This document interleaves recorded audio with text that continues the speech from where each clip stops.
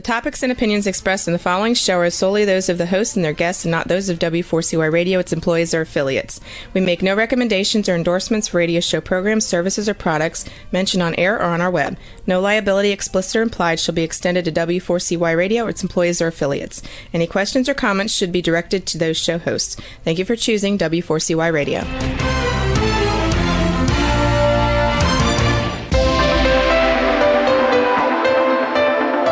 Churchill said, "Those who fail to learn from history are condemned to repeat it." Kevin Hallinan believes that certainly applies to business. Welcome to Winning Business Radio, here at W4CY Radio. That's W4CY.com. And now, your host, Kevin Hallinan.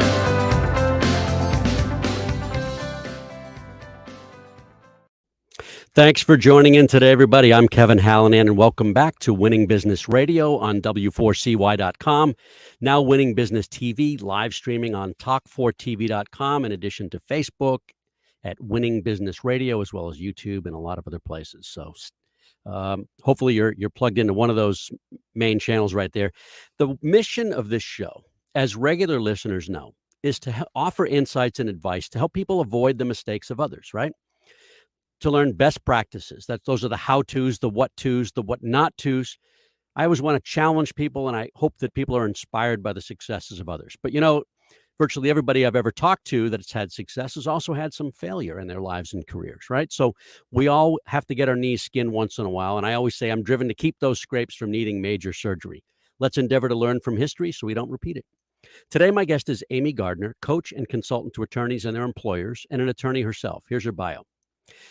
Her firm is Apochromatic, and she brings a unique track record of working with law students as a dean of students at a top 5 law school and a successful career practicing law as an associate, and then later at a mid-sized Chicago firm. She holds certifications in team and leadership coaching, one-on-one coaching, and assessment certification in certifications. I'll get through it, Amy, including the EQI 2.0.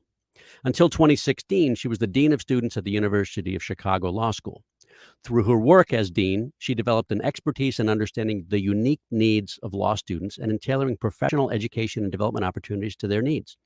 Her work as a Dean of Students was described as transformative and visionary. In addition to counseling and advising law students on a variety of issues, she drew on her legal experience to revolutionize the way the law school prepared students for legal practice.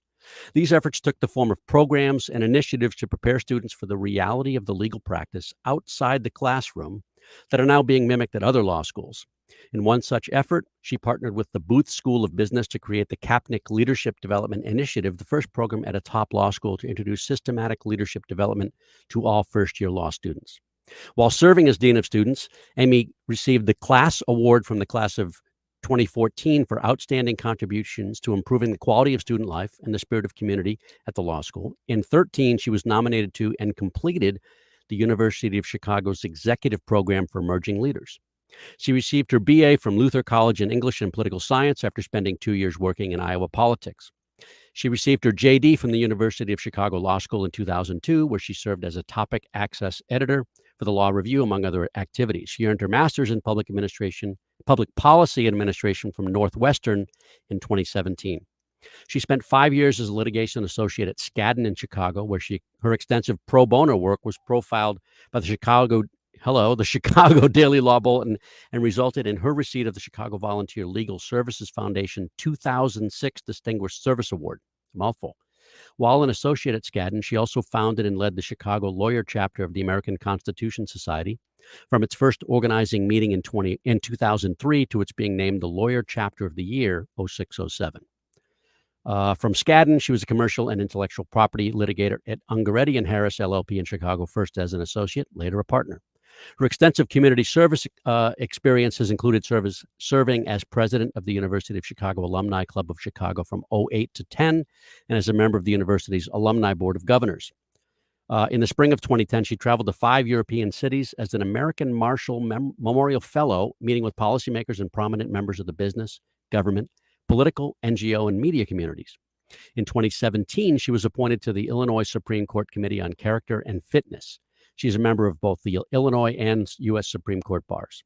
She serves on the Institute for Wellbeing and Law Governance Committee, and her career and goal achievement advice has been featured in media, including numerous podcasts like this one, ABA publications, that's American Bar Association, Bustle, Corporate, Glassdoor, Health, Monster, NBC, and Women's Running Magazine. There it is. Amy, welcome to Winning Business Radio and TV. Holy smokes, I'm exhausted just hearing. I apologize to your listeners. Kevin is the first person I've ever encountered who's ever said, I'd like a longer bio. Well, here's the reason. Sometimes we miss a few of those things, and you've accomplished a lot, right? Yeah. There's been a lot of some public service, some volunteer service, and I want to touch on those things. So let's talk about your background a bit. Just quickly, where'd you grow up? I was born in Arizona, but my family moved to Ames, Iowa when I was 5, and I grew up there after that. But I did spend every summer in high school and college working in the Wisconsin Dells. So I have to shout out to the Dells. It's not just all Ames. But, nice. And then I left when I graduated from high school. I moved away from Ames and just go back to visit since then. Nice. What were your early interests and what drew you to the law? So my early interest, my primary one was reading. I had a daybed, and as a little kid, I would pull the daybed out from the wall, and the dog and I would sit behind the daybed with a giant container of animal crackers and read for hours and hours and hours. But in high school, I did all the things that you're supposed to do if you want to go to law school. So Model United Nations, mock trial, debate team. I did do track because my parents said I needed to be well-rounded, but nice. It was basically just reading and arguing were my main hobbies. And I decided in second grade to be a lawyer. No kidding. And basically we had to write, or you had to draw actually what you wanted to be when you grew up. And the only things I could think of to draw were either like the Red Cross symbol to be a nurse, which I didn't think would work out well, given how I felt about, blood and things like that. Or I knew how to draw scales. So I decided at the ripe old age of 7 that I was going to become a lawyer. Wow. And there you have it. That's pretty cool. Now, I talk to a lot of people, both on air and off air, just in life, right? It's pretty unusual that somebody that young knows what they want to do. Because look at how many career changes a lot of people have, right? Yeah. I mean, I basically just did it because I knew how to draw scales, but I did really. And then you were locked in. Right. I mean, I loved LA law, and my deal with my dad was that if I would get a perfect score on my spelling pretest on Monday, then on Thursday night, I could stay up late and watch LA Law because then I wouldn't have to study for the Friday post-test. So good deal. My love of Grace Van Owen encouraged me to get really good at those spelling tests. So tell me about family. I know you're married. I know your husband is in business with you. Do you have kids, pets? No kids. We did previously have pets, but now they both gone to the giant hayfields in the sky. We had 2 different pet bunnies at different times because I'm allergic to dogs and cats. Had a dog growing up. Oh yeah. But we get to spend a lot of time with our godkids, who are 14 and 16 and live an hour away. So that's not bad. That's good. We get to spend a lot of time with them. So very nice. Your husband's first name? Keith. And his mom is in Northeast Iowa and my dad is in Central Iowa. So we make our way back to Iowa pretty regularly. Very nice. All right. So I want you to talk about your early career. I know you had 2 summer internships. They seemed to be pretty valuable. And one of them you parlayed into your first law job. But talk about those 2 and what value they had. Sure. So I went to law school with a little bit different perspective because I never had internships in high school or college. I worked in the Dells, and then after college worked in Iowa politics for 2 years. So when I got to law school, I was 2 years older than many of my classmates. And my first summer, I worked for a nonprofit organization in Chicago doing criminal defense work. And my second summer, I went out to Washington, D.C. and split my summer between 2 law firms, which was incredibly valuable for me to see the kind of environment I wanted to work in. And I learned from that I really liked the environment of a large law firm. I was at Skadden, D.C., came back to Chicago, and Keith and I decided we were going to stay in Chicago after I graduated from law school, which necessitated a big conversation with Skadden. And they were kind enough to let me go work in the Chicago office, and which was fantastic. And I did that for about 5.5 years after law school. All right. And so let's see, you were at that firm, 02 to 08. What was your key takeaway? I mean, looking back, it's been a while. What are one or two key lessons learned from that first full-time experience? There's a partner at Skadden, Chuck Smith, who said once that something like, I remember it as him saying, that Skadden's job was to teach us how to wake up every morning saying, I want to walk through walls for our clients, and this is how to do it. And so, you have to have that fire in the belly when you go to a firm like that, but then the firm teaches you how to do it. And I think that dedication to detail and dedication to excellence is something that was tremendously important in my growth as a lawyer, as my growth as a person. And I think just getting to be around super smart people who all wanted to work hard was really a fantastic experience. Awesome. And then next couple of years after you left Skadden, you were at Ungaretti, I think I said that right, and Harris. Yep, you did. Tell us about that experience. Yeah, so I went from this very large international law firm to Ungaretti and Harris, which was about 100 lawyers in Chicago at that point. And so it was a very different environment.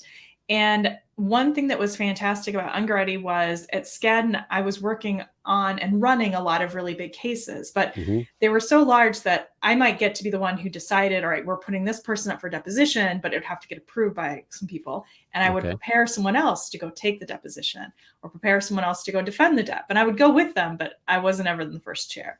And at Ungaretti, I took more depositions in my first 6 months than I had in my whole time at Skadden. Wow. So tons of deps. I did first chair a trial at Skadden, but it was a pro bono case. And at Ungaretti, I got to second chair an $18 million jury trial in Beaumont, Texas. Oh. So I really, because I had had these great experiences at Skadden and been trained so well, then at Ungaretti, I got to go do some of those things that I hadn't been able to do at that point yet. So the big question, at least at this point, is, and we'll probably have to interrupt your answer at least somewhat. I'll probably come back to it as we lean into the first commercial here, but Dean of Students, how does one become a Dean of Students at a major law school? I think there's probably a way that you're supposed to become a Dean of Students at a major law school, but in my case, what happened was I did this fellowship you mentioned and got to go have this fantastic experience. And discovered there were all these lawyers in the world who were doing things that really mattered. Like they were working at NATO and they were war crimes tribunal judges. And I was doing a good job at Ungaretti, but a lot of my work was not as soul-filling as some of the work I was hearing about, and decided I was open to doing something different when I came back. And my law school had a new dean. And, whenever there's a new dean, there are changes. And the Dean of Students was leaving, and person after person kept saying, you should apply for this job. And I kept saying, I'm a law firm partner. Why would I want to go do that? Yeah. And then I did. And there you are. Right. There you go. Yeah. And it seemed like a really great experience. Yeah. You had a lot of contributions during that time as well, right? I'm going to scroll back up here. Really, as you said, you were described as transformative and visionary, the work there. Really, and this touches me because I'm in the training world. I focus on salespeople, as you know. Yeah. And most salespeople never get training, not good training anyway, right? If any at all. And one of the things that's lacking, right, is real world experience. And so you brought that to the law school. Yeah, I think, I really believe in the adage that some things are caught and some things are taught. And the way that, in my view, the law school had treated leadership development was, we're going to assume that students are going to catch it, right? And I came at it from more of the perspective of, well, if you don't tell people how to do it, they're not going to know how to do it. And I went to law school not having, caddied at a golf course, not having had a dad who was a general counsel. Yeah. And so I had to teach myself. And so I really viewed being a Dean of Students as an opportunity to teach students some of the things that I wished I had known before I graduated from law school. Good stuff. Good insight. All right. We're going to take our first commercial break right here. We will be, hello. I don't know what's wrong with me. Maybe I need more caffeine. We'll be back in just a couple of minutes with Amy Gardner, coach and consultant to attorneys and their employers. You're listening to Winning Business Radio with Kevin Hallinan on W4CY Radio. That's W4CY.com. Don't go away. More helpful information is coming right up, right here on Winning Business Radio.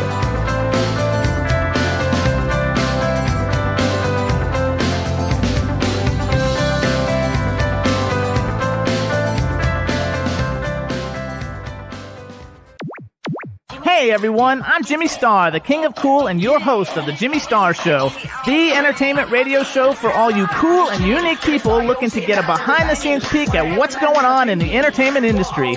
Listen in as me and my cool crowd of co-hosts bring you celebrity guests, new music, and the good times in fashion, entertainment, and pop culture. Right, everybody? Right!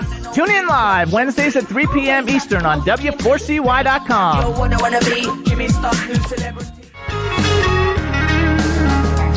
Hey, this is Kenny Wayne Shepherd, and you're listening to W4CY Radio.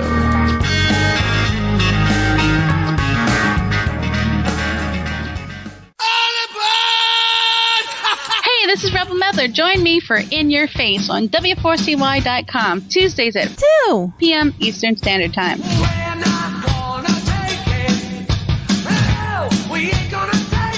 Bestgen Wealth Management is a second-generation, family-owned financial planning and wealth advisory firm. In addition to coordinating complex business and personal planning needs, our firm takes a sincere interest in your well-being and personal values. Find us at bestgenwm.com. That's bestgenwm.com, where we consider all our clients an extension of our family. Advisory services offered through Commonwealth Financial Network, a registered investment advisor. And now back to Winning Business Radio with Kevin Hallinan, presenting exciting topics and expert guests with one goal in mind, to help you succeed in business. Here once again is Kevin Hallinan. We are back with Amy Gardner of Apachromatic, and we'll get to that momentarily. She is an attorney, but she's a coach and consultant to attorneys and the firms that hire them. But I want to get just for one more minute back to your experience as Dean of Students, because I know it was very formative, both for you and for the school you left behind in a better place than you found it, right? You get some recognition and you get a class award. Is that unusual? Is that typical? No, it was a really special honor to get the class of 2014 award. And normally, deans of students often have jobs that involve saying no a lot. Right. So that was in particular special. And the class of 2014 was really a special class to get to work with too. So It was a really great honor. All right, let's see where we left off. Okay. I want to ask about this. In 2010, you traveled to 5 European cities on a fellowship. Mm-hmm. Talk about that. That had to be really, did that give you insight? I don't want to go down this rabbit hole of Russia and Ukraine, but did that give you any insight into what's... So I think one of the things that was really valuable about that experience is, so the German government gave a grant as a thank you for the Marshall Plan, and then that grant ended up creating the German Marshall Fund and the German Marshall Fellowships. And the way it works is that emerging leaders under 40 from the US get to go to Europe, and then vice versa. And it was a tremendous opportunity, because you're not just like, you go to Sarajevo and you don't just see the sights. I got to meet with the people who were responsible for redoing the telecommunications system in Bosnia, right? And you get to go watch. You don't just go watch a war crimes tribunal. You get to then have lunch with the attorneys arguing in front of it. Wow. So it was a really fantastic opportunity to get to learn so much so quickly. And then, of course, the people that I traveled with are some of my closest friends. I mean, I think I've texted probably 5 different people from that group in the last week, right? Even though it was 12 years ago now. So it was a fantastic experience that was really transformative in my career and in my life.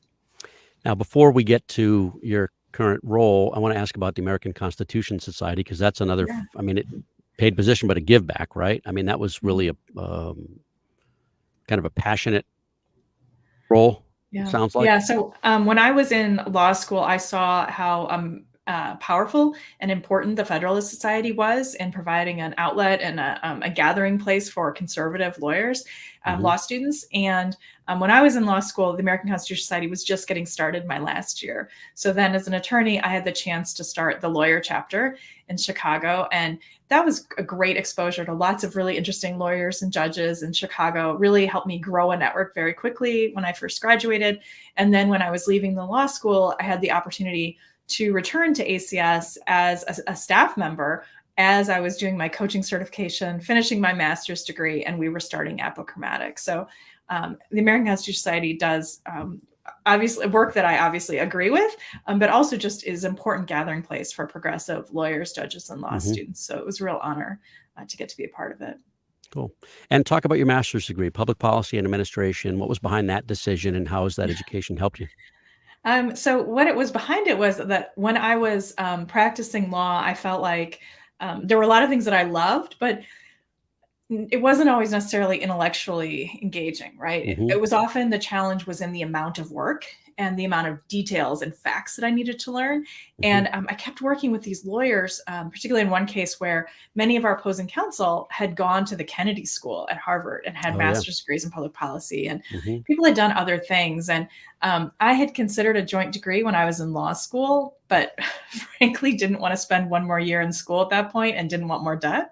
And so by that point, I paid off my debt and thought, oh, well, this could be interesting and fun. Thought I'd take some classes and ended up just loving them. And it was a great balance to the work that I was doing. And then I got to the point where all I had left was my capstone project, and put it off and put it off and put it off. So finally, then in 2017 was the chance to, let's get this thing done while I have a job that's a lot fewer hours than dean of students or law firm partner or running a business, and was able to finish it then. Very good. All right. Now let's talk about your firm. Okay. Sure. You left practicing law full time in 2016. Some would say, I'm just wondering what your mindset was. Was it a crazy move? Was it a risky move? Was it, I'm sure you believed it was a good move. You wouldn't have done it, but did it feel risky? Talk about what was behind that decision, and sort of the process you went through. Yeah, so I left practicing law when I became the dean of students, so in 2010. And at that point, I'll never forget, a past president of the Women's Bar Association of Illinois called me in my office, and I think I'd been at the law school like a week, and said, I'd like to know, why did you opt out? Opt out? Yeah. And I thought, oh my God, I'm working more hours than I did when I was a law firm partner. What do you mean? And that really struck me as, holy smokes, was this a bad idea? But I think for me, certainly I had invested a lot of time and energy in going to law school, and I loved practicing law. There were so many things I loved about practicing law, but I really view this as contributing in a different way. And so there's really two sides to what we do. And one of those sides is team development. And in our team and leadership development work, we don't always work with lawyers. We often work with, there are often situations where like the general counsel will bring us in to work with their team, and then somebody else will say, hey, why don't you come work with mine? So it's not always working with lawyers, but I really view it as an opportunity to improve the profession. Because if we're doing one-on-one coaching, say with an attorney, or they're a member of our small group masterminds, we're helping them advance or transition in their career, and we're helping them stay in law. And then if we're working with a team, we're making it better for everyone to be part of a team where people are working together effectively. And so I really view it as a different way of contributing to the practice of law. But certainly there are times where I think, I see something on TV or on Law and Order, they get something wrong, and I'll be, thinking that I should be a consultant there, or, correcting things. For sure. It's funny. I often think about, we watched FBI on TV last night, right? Uh-huh. The new one. In fact, the original Law and Order's coming back. I'm gonna yes. I have it taped because I wasn't in town, but yeah, I have it recorded on the DVR. Yeah. New cast with old cast too. So I'm looking forward to that. But I often wonder, are cops watching this going, give me a break? It's not even close, right? Yeah, I wonder. But tell us what's behind the name Apocrymatic.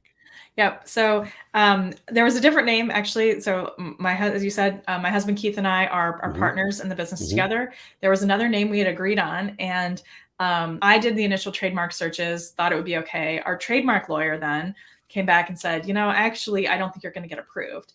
And I told Keith at that point, okay, you come up with a name. And so Keith came back and said, I think we should go with Apochromatic. And Apochromatic is a type of lens that they make for cameras. He's very into photography, and telescopes too. And the idea is that apochromatic lens help you eliminate distortions so that you can focus. And in so much of our work, that's what we're doing, right? We're helping lawyers figure out what they want so they can advance or transition. And we're helping teams get rid of the noise so that they can focus on working together more effectively. So it ended up working out well. We got the trademark in part because we changed the spelling so that you have a K at the end instead of the usual C. So K for Keith. There you have it. Yep, there you have it. And then, of course, the A for Amy. If you look at the logo, the A and the K are different colors. Oh, very cool. I didn't notice, but I will next time I look at it for sure. That's the only thing you'll be able to see. What was the transition like going from full-time to full-time without a client base yet? So Keith and I both did our initial coaching certifications while we were working full time, and had started up building up a base of clients. And honestly, because we were so busy with building the business and doing day jobs and all these other things we were doing, it was a relief to then go full time on the business and to just focus on one thing. But certainly it's a leap of faith. And we knew that we had clients to get us going, but we've been in business 5 years, and we both went full time, actually just over 5 years. We both went full time almost exactly 4 years ago, right? Wow. In 2018, in the spring of 2018, we both went full time, a couple months apart. And so part of it is just being comfortable that that you can do it, and that you have the skills that you need, and you have the fire in the belly and the work ethic. Tell us what his background is. So Keith was a city manager. So his background is really in management. Oh, yeah. And so he does a lot of work now with our attorney clients on managing teams, compensation negotiation. I mean, once he had to negotiate union contracts and as well as individual employment contracts. So clients really benefit from his perspective, having spent a lot of time on the other side of the table.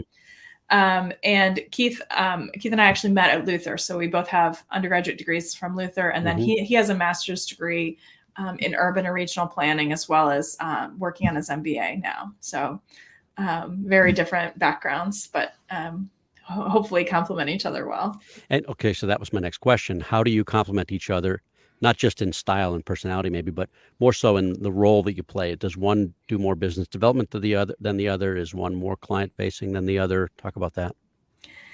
That's so interesting. So Keith did a lot of the back end sort of things, like setting up which I don't think I comprehended how much back end there really is for a small business, and Keith took on a lot of that, but.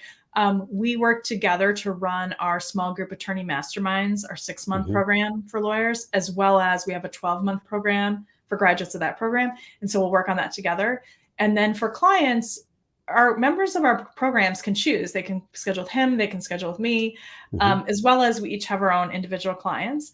And then for team and corporate workshops, it depends kind of who has the connection, who ends up working initially, but we both execute workshops together so that people can benefit from two different perspectives and styles, which helps us relate to teams, I think, a lot better, because there are certainly people who prefer Keith's personality and style than mine. So that really helps. There are a few jokes in there, but I'll be nice, because I don't know him and just getting to know you. So I love the phrase that you help lawyers build careers they love and leaders build and or engage great teams. Talk about that for a minute. Sure. So, I mean, I think one of the things that we see a lot of is that lawyers are, and so many professionals, right? So I know lawyers best, but this is certainly the case for lots of other people. They grow up thinking they want to be this thing, or mom and dad said they should be this thing. Right. And then they graduate from school and they get the job and they think, why am I here? Right? You have the brass ring. What are you going to do with it? Yeah. And it is not enough to just have a job that sounds good on Facebook and LinkedIn, right? You have to have a job, a reason to get up every morning that is worth your time and energy.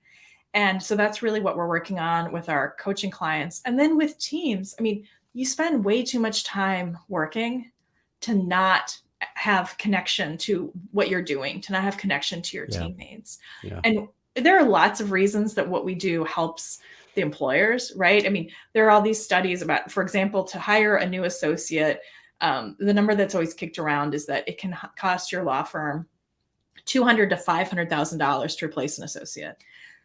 Well, if you stop and think about how much it costs to replace anybody right now, right? I mean, it's not cheap to replace anyone at this point.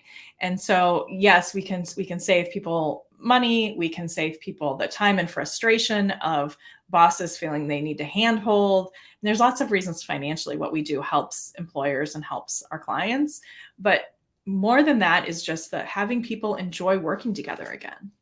Has this great resignation or great quit affected attorneys as well, law firms? Absolutely. Yeah, absolutely. And what we're seeing is if you hire us to come in and do a team development workshop, for example, it's not as though everyone's going to go on Indeed and delete their resume. Right. Right.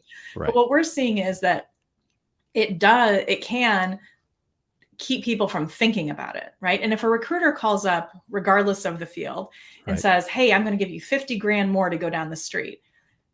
Are the workshops going to make the difference? Probably not. But are people going to be looking when they believe that their employer cares about their development and their employer is actively working to make things better? They're less likely to look. And you want people who stay to be great at their jobs. And that's really what our work does. There's an adage, would you rather invest in your people and develop them and have them leave, or have not do it and have them stay? Right. We use that all the time too in our world. So it comes down to making people better at their jobs and happier. Yeah, people don't leave. The other adage is people don't leave jobs, they leave managers, right? Yes. They leave bosses, Yeah. relationships. Yes. All right, we're going to take our second break right here. We'll be back in just a couple of minutes with Amy Gardner.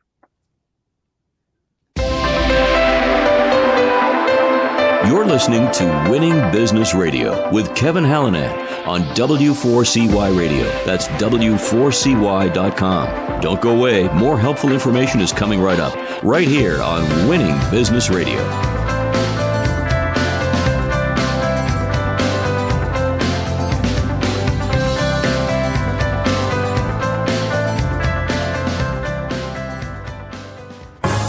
Have you ever dreamed of having your own radio show?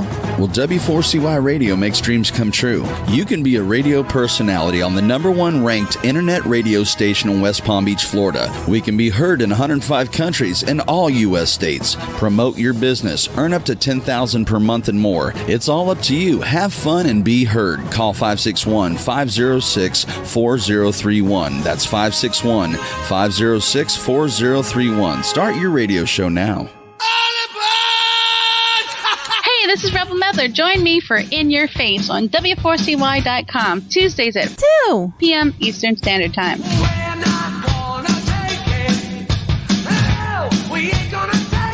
Bestgen Wealth Management is a second-generation, family-owned financial planning and wealth advisory firm.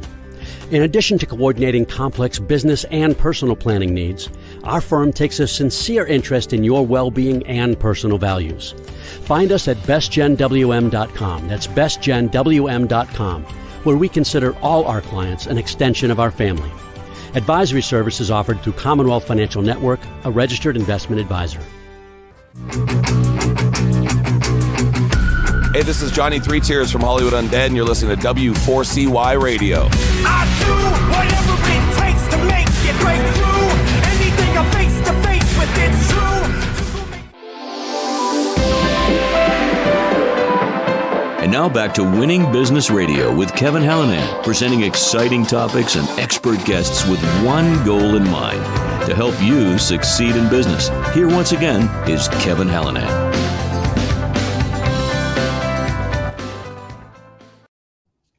Welcome back. We're back with, I'll say it, Amy M. Gardner of Apochromatic. She's an attorney and a consultant and coach to attorneys and those that hire them.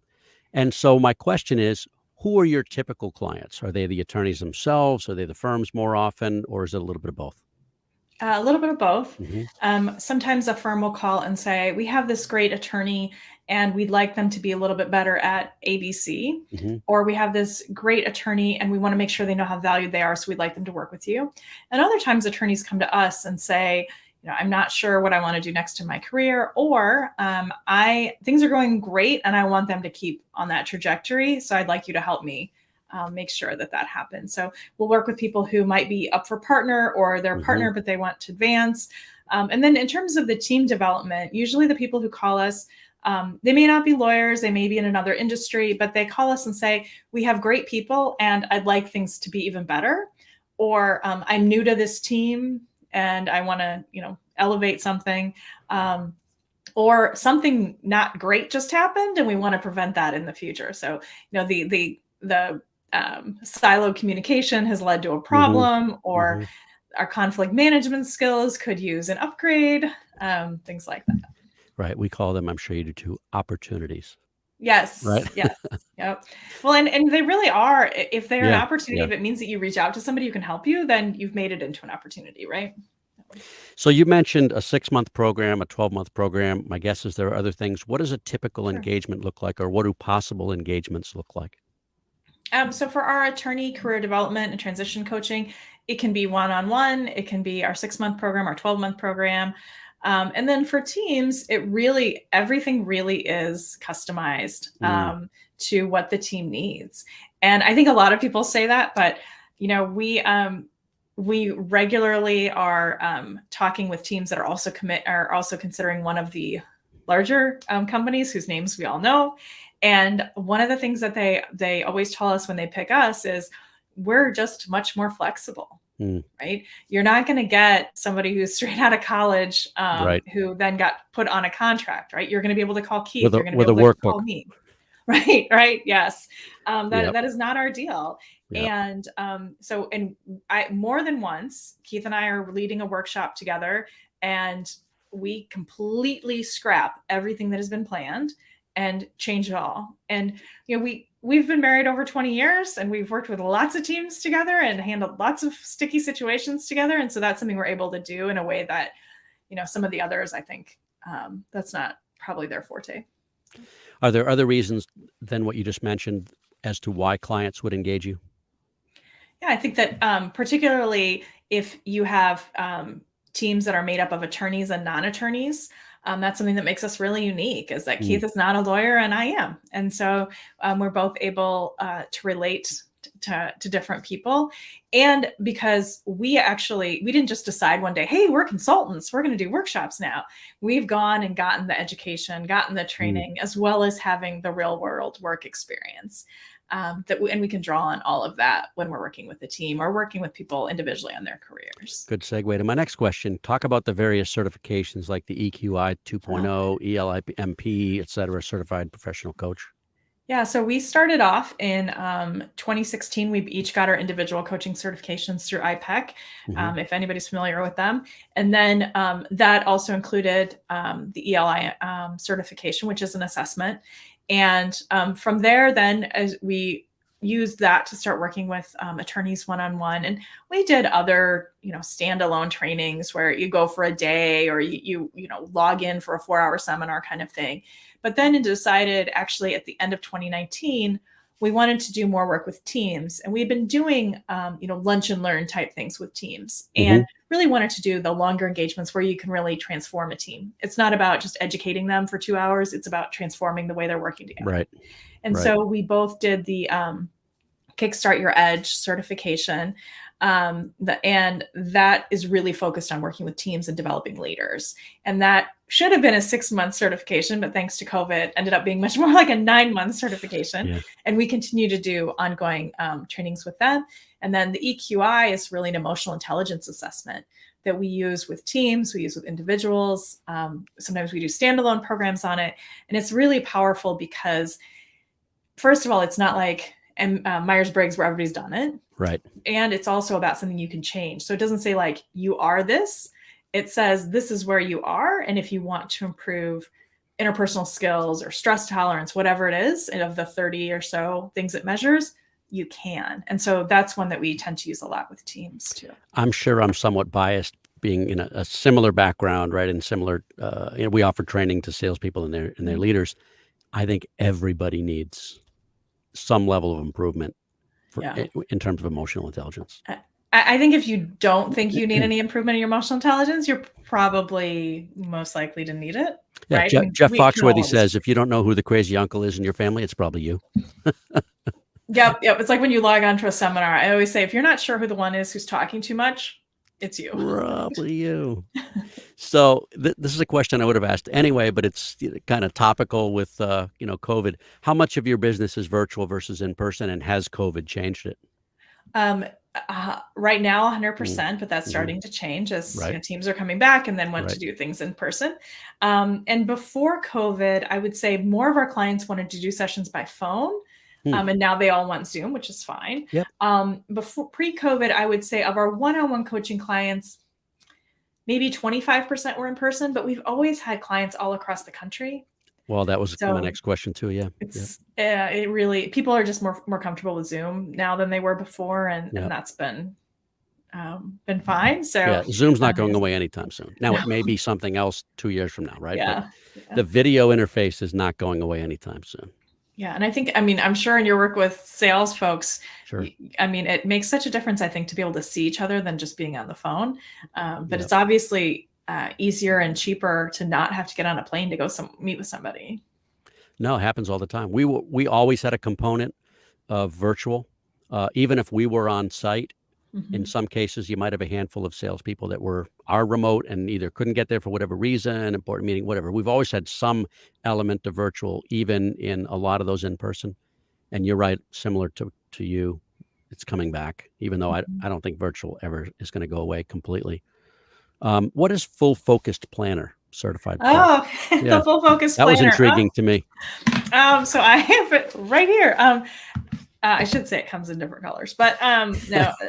So I used to use a paper planner all through. I mean, I was that kid in elementary school, in middle school, and high school, and college with my paper planner. When I was an associate at Skadden, one of the paralegals used to call my paper planner, the Stephen Covey giant one, he used to call it the football, like the nuclear football. Yeah. But Michael Hyatt is somebody who's been really important in our business, and Keith and I have participated in his various training programs and things. And he came out with the Full Focus Planner in 2017.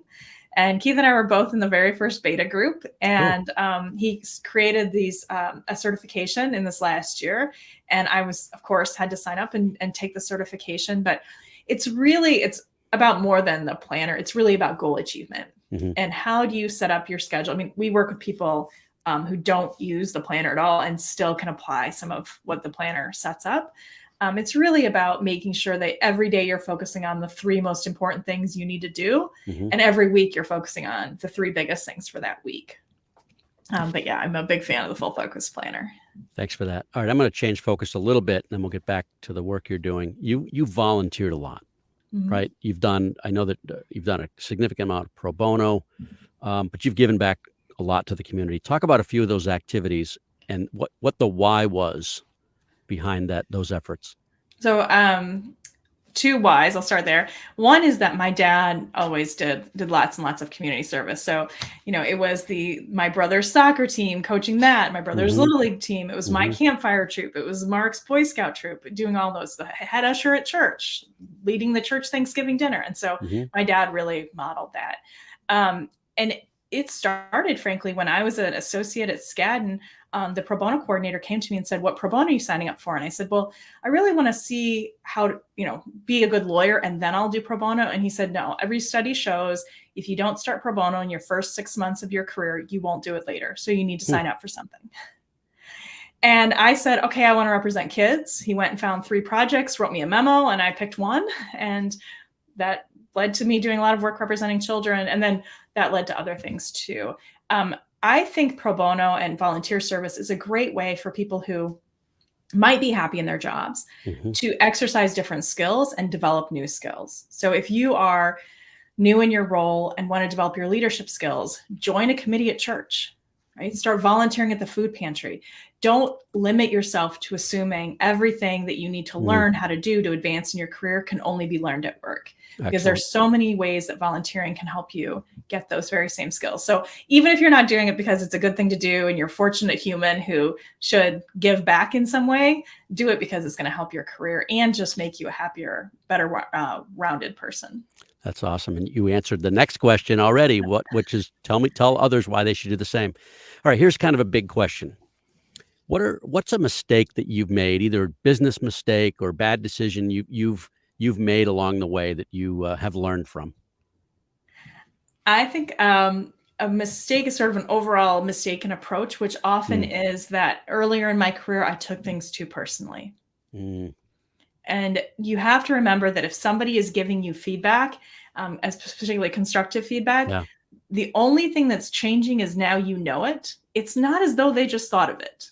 Right. right? Right. And if people care about your career, they give you constructive feedback. If they don't care, they don't give it to you. That's really good. I like that a lot. All right, let's flip it around.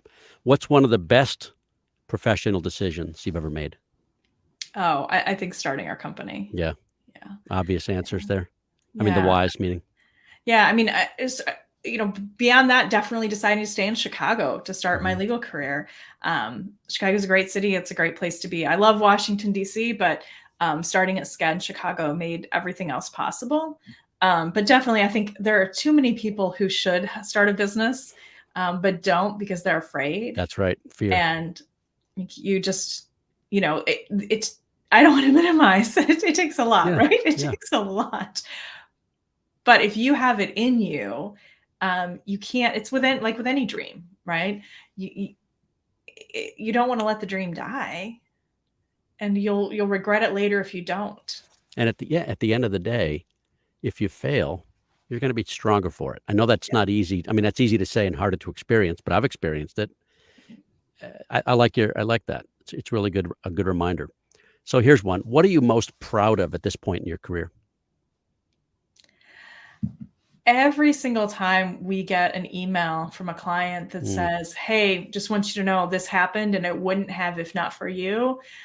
Or, a woman reached out and said, we had met her at a conference and just given her some advice at a conference, and she now has started a new business. Cool. And she said, I never would have gotten over my imposter syndrome if not for us, Keith and I, talking to her at this conference. Wow. So it's not necessarily people you work with for a long time.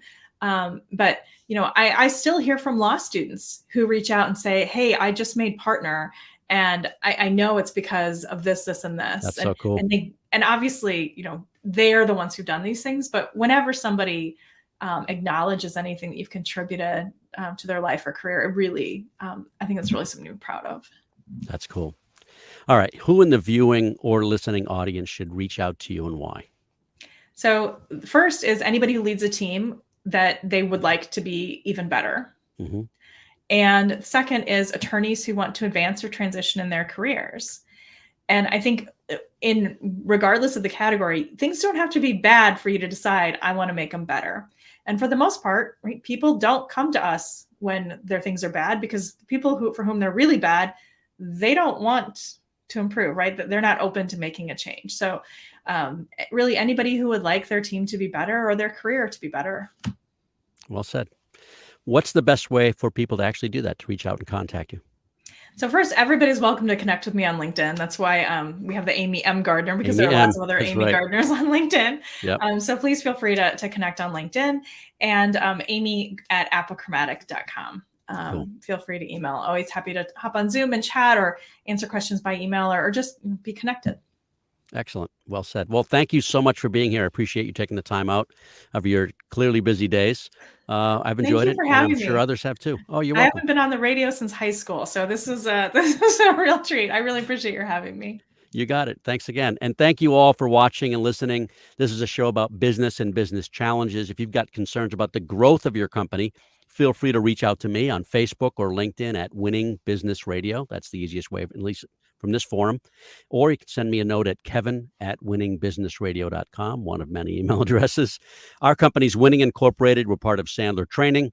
We develop sales teams into high achievers and sales leaders into true coaches and mentors. Listen, we're not right for everybody, but maybe we should have a conversation.